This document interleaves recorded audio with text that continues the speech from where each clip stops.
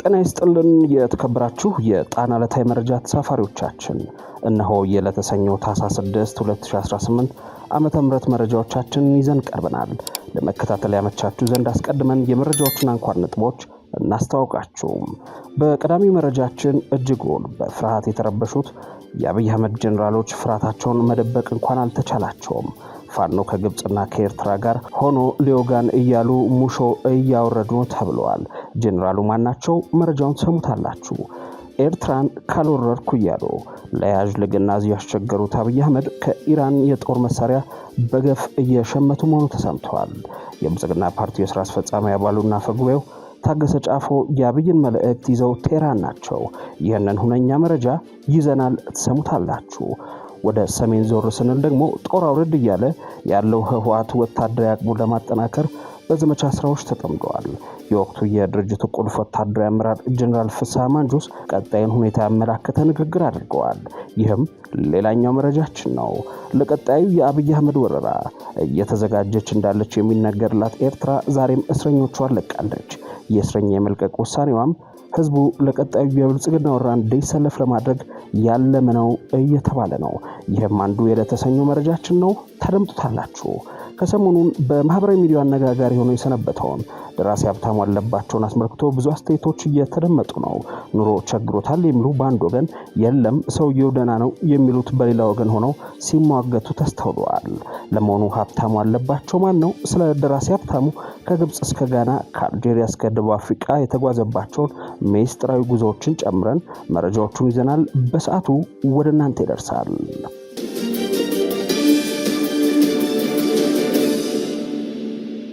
በቀዳሚ መረጃችን እጅጉን በፍርሃት የተረበሹት የአብይ አህመድ ጀነራሎች ፍርሃታቸውን መደበቅ እንኳን አልተቻላቸውም።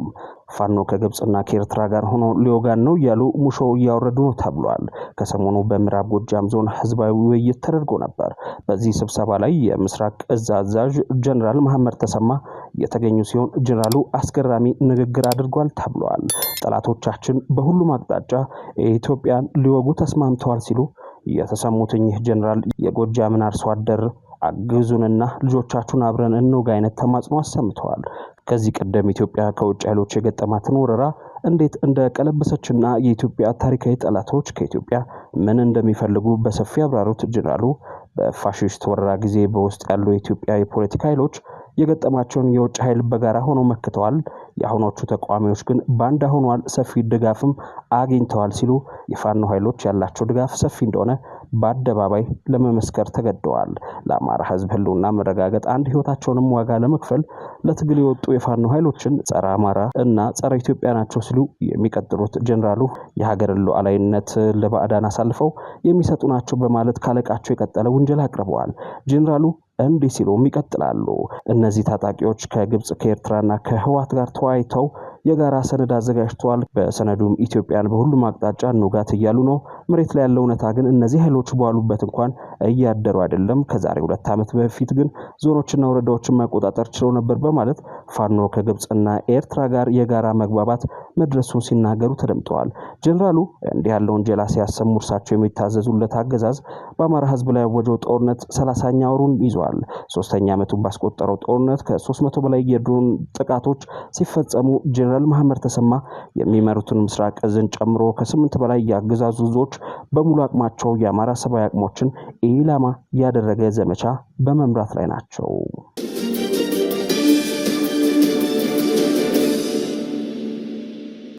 አብይ አህመድ ከኢራን የጦር መሳሪያ በገፍ እየሸመቱ መሆኑ ተሰምተዋል። የብልጽግና ፓርቲ የሥራ አስፈጻሚ አባሉና የተወካዮች ምክር ቤት አፈጉባኤው ታገሰ ጫፎ የአብይን መልእክት ይዘው ቴህራን ናቸው። በጉዳዩ ላይ የወጡ መረጃዎች እንደሚሉት ከአሜሪካ እስከ የአውሮፓ ህብረትና የተባበሩት መንግስታት ከሰሞኑ ያወጣቸው መግለጫዎች ጠቅላይ ሚኒስትር አብይ አህመድን አስጨንቋቸዋል።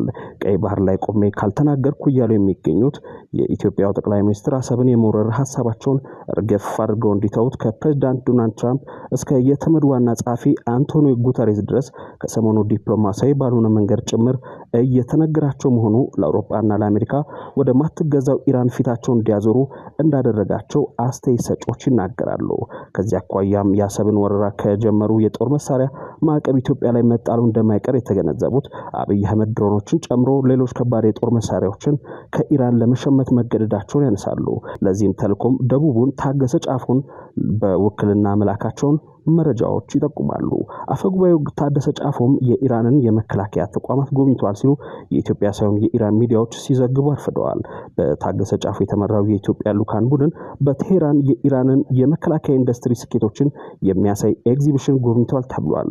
ጉብኝቱ ከከፍተኛ የኢራን ባለስልጣናት ጋር የተደረገውን ስብሰባ ተከትሎ የመጣ ሲሆን ልዑካን ቡድኑ ትላንት እሁድ በኢራን መከላከያ ሚኒስቴር ውስጥ በሚገኘው የሀገሪቱ የመከላከያ ኢንዱስትሪ ስኬቶች ላይ ያተኮረ ኤግዚቢሽን ተዘዋውሮ መጎብኘቱ ተጠቁሟል። በጉብኝቱ ወቅት ልዑካን ቡድኑ በኢራን የመከላከያ ዘርፍ ስላሉት የቅርብ ጊዜ እድገቶች ማብራሪያ የቀረበለት ሲሆን በኢራን ባለሙያዎችና ኢንዱስትሪዎች የተመረቱ የተለያዩ ወታደራዊ መሳሪያዎችን ተመልክተዋል ተብሏል። ከዚህ ጋር በተያያዘ ዜና የዛሬውን የጦር መሳሪያ ሸመታን ያመጣው ሁለቱ ሀገራት ግንቦት 6 2017 ዓ.ም ወታደራዊና የደህንነት የጋራ የመግባቢያ ሰነድ መፈራረማቸውን ተከትሎ መሆኑም ታውቋል። የስምምነት ድንበር ዘለል ወንጀሎችን መዋጋት፣ የስለላ መረጃ መጋራትና አቅም ግንባታን ያካትታለም ተብሎ ነበር። ይህ ስምምነት የብልጽግናው መንግስት በአንዳንድ አካባቢዎች ውስጥ ካሉት በተለይም ከፋኖ ኃይሎች ጋር በገጠመው ወታደራዊ ሽንፈት የተነሳ በቀደመው የሰሜኑ ጦርነት ኢራን በገፍ ድሮን እንዳቀረበችለት ሁሉ ይህን የድሮን አቅርቦት በስፋት እንዲኖር ለማድረግ ያለመ እንደነበር በወቅቱ ሲዘገብ መክረሙ ይታወሳል። ይህን መሰሉ ስምምነት ከኢራን በኩል ልንመለከተው ከሞከርን ደግሞ ኢትዮጵያን እንደ ስትራቴጂያዊ አጋር በማድረግ በአፍሪካ ቀንድ ያለውን አቋም ለማጠናከር እንደሚጠቅማት ተነግሯል። ኢትዮጵያ ከ2016 ጀምሮ ለኢራን በአፍሪካ ቀንድ እግሯን የምትተክልበት መግቢያ ሆናለች የሚሉት ተንታኞች ሌሎች ቀጠናዊ ሀገራት በሳውዲ አረቢያና በዱባይ ጂኦፖለቲካዊ ጫና ምክንያት ከኢራን ጋር ያላቸውን ግንኙነት ሲያቋርጡ የኢትዮጵያ ብቻ ግንኙነቷን ሳታቋርጥ መቅረቷን በማሳያነት ይጠቅሳሉ። ይህም ቴሄራንን የደህንነት መዋቅሮቿንና ወታደራዊ አቅሟን በመጠቀም ከቀንዱ ሀገራት ጋር የፖለቲካና የኢኮኖሚ ትስስር ለመመስረት እንድትችል ያግዛታል ተብሎም ይገመታል።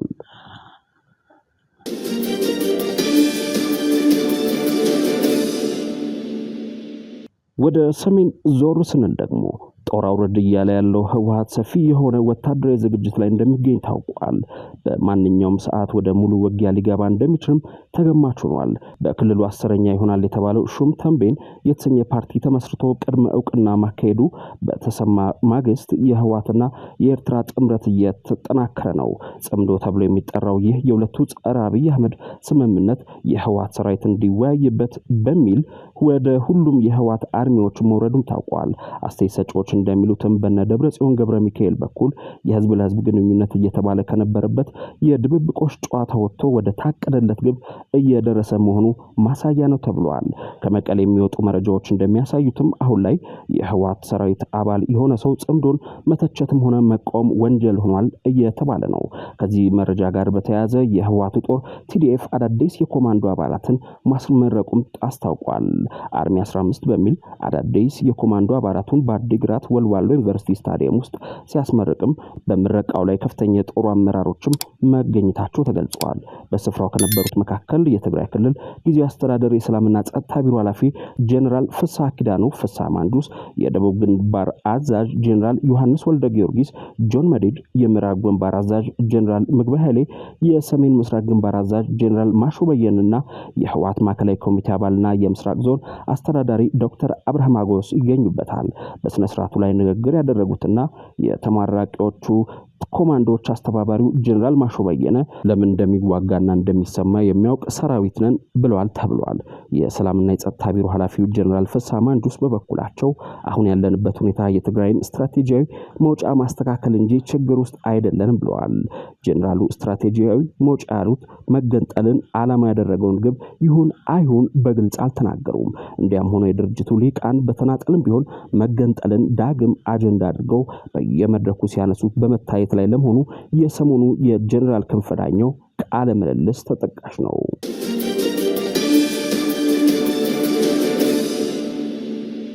ለቀጣዩ የአብይ አህመድ ወረራ እየተዘጋጀች እንዳለች የሚነገርላት ኤርትራ ዛሬም እስረኞቿን ለቃለች። የእስረኛ የመልቀቅ ውሳኔዋም ህዝቡ ለቀጣዩ የብልጽግና ወረራ እንዲሰለፍ ለማድረግ ያለመ ነው እየተባለ ነው። የኤርትራ መንግስት በሀገሪቱ ውስጥ እውቅና ከተሰጣቸው የክርስትና እምነት አብያተ ክርስቲያናት ውጭ አባል በመሆናቸው ለዓመታት ታስሮ የቆዩ ወደ 98 የሚጠጉ ሰዎችን መልቀቁን ምንጮች ተናገሩ። መንግስት እነዚህን ከእምነት እንቅስቃሴያቸው ጋር ለዓመታት ካለ ፍርድ ቤት ውሳኔ በእስር ቤት ያቆያቸውን እስረኞች የፈታው ባለፉት ሳምንታት መሆኑን በሀገር ውስጥና በውጭ ያሉ ገልጸዋል። ባለፈው ሳምንት ሐሙስ የፕሬዝዳንት ኢሳያስ አፈወርቂ መንግስት ከመካከላቸው 20 ሴቶች የሚገኙበትን 36 አማኞችን በዋስ ከእስር ለቀዋል። ከተለቀቁት መካከል አብዛኞቹ ማይሰርዋ በተባለ እስር ቤት ውስጥ ከ5 ዓመታት በላይ መደበኛ ክስ ሳይመሰረትባቸው እንዲሁም ፍርድ ቤት ሳይቀርቡ በእስር ላይ ቆይተዋል። በተጨማሪም ምንጮች እንዳሉት ሌሎች 17 እስረኞች ባለፈው አርብ ከእስር ቤት እንዲወጡ ተደርገዋል። ከሁለት ሳምንት በፊት ደግሞ ለ3 ዓመታት ካለ ፍርድ በእስር ላይ ቆዩ 16 ሴቶችን ጨምሮ 26 ሰዎች ከእስር ተለቀዋል። ቀደም ሲል ደግሞ 19 ሰዎች ከረን በሚገኝ እስር ቤት ውስጥ መለቀቃቸውን ምንጮች የገለጹ ሲሆን ከመካከላቸው 3ቱ ሴቶች ናቸው። በኤርትራ ውስጥ በመንግስት እውቅና ያላቸው 4 የእምነት ተቋማት ሲሆኑ እነርሱም የኦርቶዶክስ ተዋሕዶ ቤተክርስቲያን፣ የካቶሊክ ቤተክርስቲያን፣ ኢቫንጀሊካል ሉተራን ቤተክርስቲያንና የሱኒ እስልምና ናቸው። የኤርትራ መንግስት እውቅና ከሰጣቸው የሃይማኖት ተቋማት ውጭ ያሉት ቡድኖች የውጭ መንግስታት መጠቀሚያ መሳሪያዎች ናቸው ብሎ ያምናል። ይህንን ተከትሎ ከአራቱ የእምነት ቡድኖች ውጭ ያሉ የሃይማኖት ቡድኖች በሀገሪቱ ውስጥ ምንም አይነት ይፋዊ እንቅስቃሴ እንዲያደርጉ አይፈቀድላቸውም። ከሳምንት በፊት የኤርትራ ባለስልጣናት ከ18 ዓመታት በላይ አስረው ያቆዩቸውን 13 ሰዎች መፍታታቸው መዘገቡ ይታወሳል።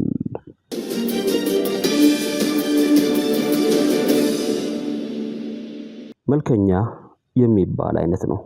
ሲመለከቱትም ሆነ ሲያወሩት ቅልል ያለ እድሜው 50ዎቹ መጨረሻ ሽበት የተቀላቀለበት ጸጉሩ ሰውየው የተሻገረባቸውን መንግስታት ብዛት ለተመልካች አስቀድመው የሚያውጁ አይነት ናቸው። ስለ መንግስታቱና በአገዛዝ ዘመናቸው ስለነበረው ኩነት ያለው አታያይም ድብቅ አይደለም። በቅርብ ጊዜ የኢትዮጵያ ታሪክ ላይ የሚያጠነጥኑት ከአንድም 5 መጽሐፎቹ ሰውየው አጥብቆ የሚወደውን ነገር አደባባይ ያወጡ ናቸው። ይህ ሰው ከሰሞኑ የማህበራዊ ሚዲያውን አትኩሮት ይዞ የሰነበተው ሀብታሙ አለባቸው ነው። ሰውየው ግን ማን ነው? ምን ሰርቶ ይሆን ይህንን ያህል የማህበራዊ ሚዲያውን የተቆጣጠረው ስንል ያልተሰሙ መረጃዎችን ልነግራችሁ ወደድን። አብራችሁን ቆዩ። የሚያውቁት እንደሚመሰክሩለት ስለ ሀገሪቱ ፖለቲካ ያለው ግንዛቤና ንባብ ጥልቅ ነው። የፖለቲካ ዕውቀቱን ያስመሰከረው ለንባብ ባበቃቸው ልቦለድ ብቻ አይደሉም። ለንባብ ባበቃቸው ልቦለዶች ብቻ አይደለም። ይልቅስ ብዙ ማገላበጥና ማጣቀስ በሚጠይቀው የአካዳሚያዊ ምርምር ስራዎች አሳይቷል። ከግብጽ እስከ ጋና፣ ከአልጄሪያ እስከ ደቡብ አፍሪካ በተጋበዘባቸው መድረኮች የምርምር ስራዎችን አቅርበዋል። ፖለቲካን በጽሁፍ በማስተማርና በመድረክ ብቻ አይደለም የሚያውቀው፣ ኖሮበታል። ወደ ዩኒቨርሲቲ መምህርነት ከመምጣቱ በፊት በከፍተኛ የመንግስት መዋቅሮች በተለያዩ የኃላፊነት ደረጃዎች ሰርቷል። ሀብታሙ አለባቸው ይባላል። በ2 ዓመታት ውስጥ ታላቁ ተቃርኖ ከተሰኘው የኢትዮጵያ ዘመናዊ የፖለቲካ ታሪክ ድርሳኑ በተጨማሪ አውሮራ፣ የቄሳር እንባና የሱፍ አበባ የተሰኙ ረጃጅም ልቦለዶችን ለአንባቢያን ያደረሰ ብርቱ ጸሐፊ ነው። የመጽሐፍቱ ጭብጥ የተለያየ ቢሆንም በዘውግ ግን ይመሳሰላሉ። በታሪክ ቀመስ ልቦለድ ዘውግ ውስጥ የሚካተቱት መጽሐፍቶቹ እውነተኛ ሁነቶችንና በእውን የነበሩ ግለሰቦችን በታሪክ ማዋቀሪያነት እና በገጸ ባህሪነት ይጠቀማሉ። የዋና ገጸ ባህሪያቱ አጣብቂኝ የፍቅር ታሪክ በሶስቱ መጽሐፍት እንደ አዋዜ አገልግሏል። አውሮራ የተሰኘው የጸሐፊው የበኩር ድርሰት ኤርትራ እንደ ሀገር እወቁልኝ ካለችበት ጊዜ አንስቶ ከኢትዮጵያ ጋር ስለነበራት ቅጥ አልባ ግንኙነትና ተከትሎ ስለመጣው መዘዝ ይተርካል። ነፋስ አያስገባም የተባለለት የሁለቱ ሀገር መሪዎች ፍቅር እንዴት ወደ ጦር መማዘዝ ሊደርስ እንደቻለ በእውን የተከሰቱ መንስኤዎችና ሁነቶች ላይ ተንተርሶ የጦርነቱ መነሻና መድረሻ ይተነትናል። ደራሲው የድንበር ጦርነቱ ግም ሲል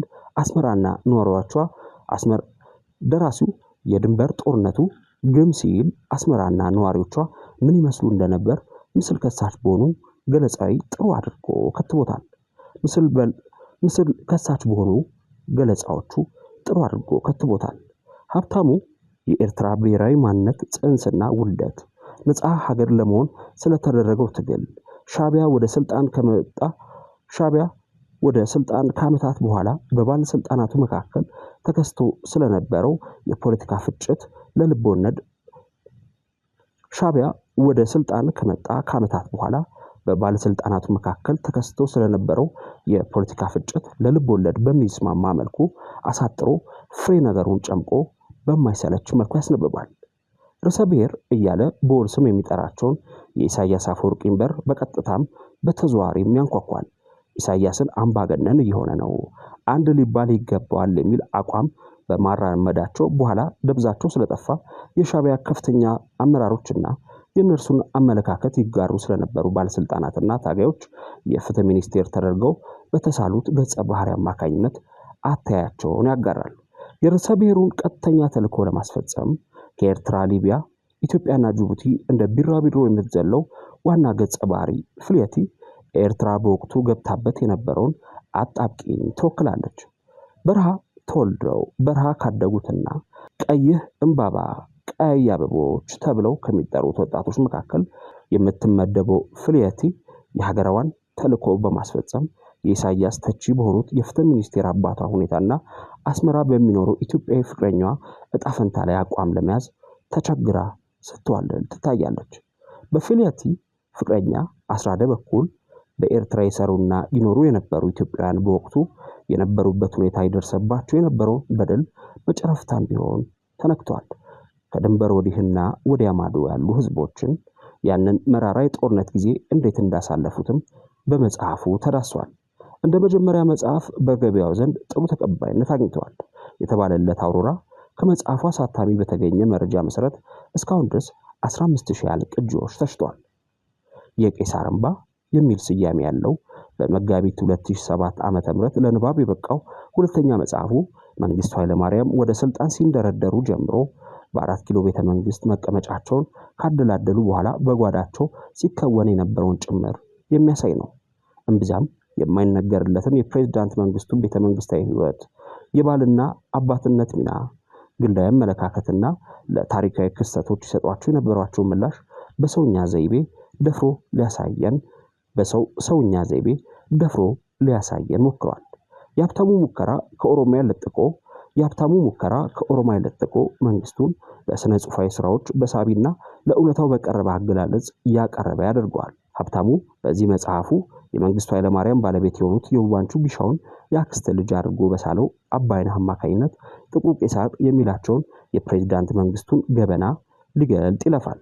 በቤተ መንግስቱ ጓዳ ተቀምጦ ለኬጂቢና ለሚካኤል ጎርባቾቭ መረጃ የሚያቀብለው አባይነህ የመንግስቱ ቀኝ እጅ ተደርጎ ተስሏል። ፕሬዝዳንቱ አንድ ነገር ኮሽ ባለ ቁጥር ጉዳይን አጣርቶ እሳቸው ብቻ የሚመለከቱት ሪፖርት እንዲያዘጋጅ ወደ የቦታዎቹ የሚልኩት አባይነህን ነበር። የባለቤታቸው የቅርብ ዘመድ የልጃቸው አስጠኝ የነገሮች በላቸው የሆነው ዋና ገጸ ባህሪ ግን መንግስቱን ቢፈራቸውም በተማረበት ራሻ ቋንቋ በሚመዘግበው የዕለት ውሎ ማስታወሻው ላይ ሲያብጠለጥላቸውና ሲተቻቸው ግን ለነገ አይልም።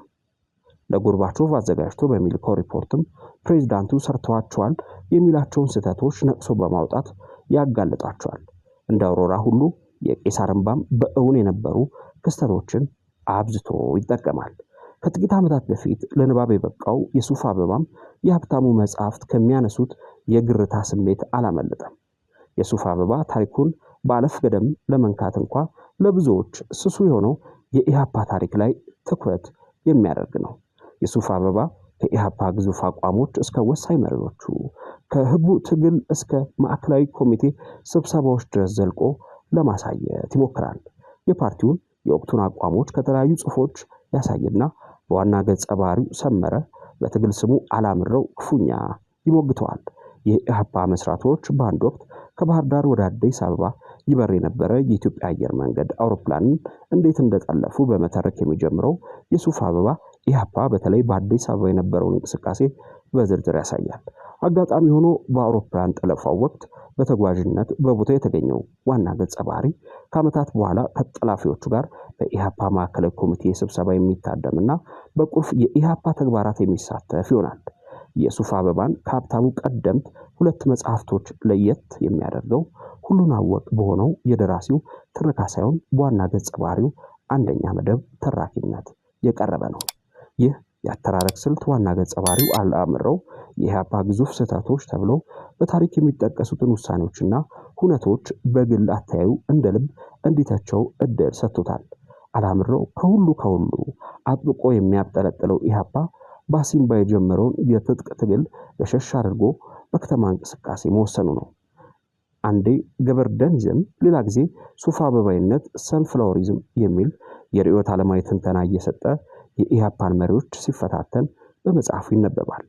የኢህአፓ አባል የነበሩና ለዓመታት በስር የማቀቁ የጽሑፍ ሰው የሱፍ አበባን በስነ ጽሑፍ ይዘትም ሆነ ቅርጽ ካረኩኝ ጥቂት መጽሐፍት አንዱ ነው ሲሉ ከጥሮዎች ጎራ ያሰልፉታል። ደራሲውን ደግሞ በኢህአፓ ዙሪያ የተጻፉ ድርሳኖችን ጥቅም አድርጎ ያነበበ ሲሉ ያወድሱታል። መጽሐፉ የጊዜውን ሁኔታ በደንብ አድርጎ ያስቀመጠ እንደሆነም ያስረዳሉ። መጽሐፉ የተጻፈው በመልሶ ምልከታ ነው።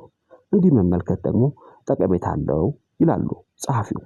የወቅቱ ፖለቲካዊና ማህበራዊ እንቅስቃሴዎች በሌሉበት የሚጻፍ ስለሆነ ብዙ ነገር መመልከትም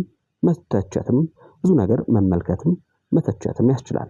በሁለት ጎራ ተከፍሎ ከነበረው የኢህአፓ አመራር በተቃረነ መልኩ ባላምረው በኩል የሚቀነቀነው ሶስተኛው መንገድ በፓርቲ ውስጥ በግርድፉም ቢሆን እንደነበር የሚያስታውሱት ጸሐፊው በወቅቱ ይህንን ለመተግበር ግን ጊዜም ሁኔታና አቅምም አልነበረም ሲሉ ይከራከራሉ። ከነዚህ ከተጠቀሱት መጽሐፍት ባለፈም ኢትዮጵያ በእስልምናና በክርስትና መካከል የሚቀሰቀስ ጦርነት ያሰጋታል ወይ ለሚለው የብዙዎች የጭንቀት ጥያቄ ምላሽ ይሆን ዘንድ ጉልጥምት ኢትዮጵያ የተሰኘው መጽሐፉን ከ2 ዓመታት በፊት ለአንባቢዎቹ ጀባ ያለው ሀብታሙ ከዚያም ሌላ መጽሐፉንም ብዙ ሳይቆይ አስከትሏል። አስኳላ ሲል የጠራውን የልቦለድ መጽሐፉን ደግሞ ትምህርት ምንድነው? ፋይዳውስ? በእኛ ሀገር አውድስ እንዴት ይታያል? የሚሉ ጥያቄዎችን በስፋት ያተተበት ተነባቢ ስራው ነው።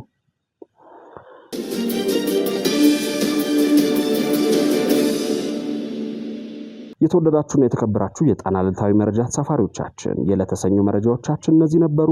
ዕለታዊ የጣና መረጃዎች እንዲደርሷችሁ ቻናላችንን ላይክ እና ሰብስክራይብ በማድረግ ቤተሰብ ይሁኑ።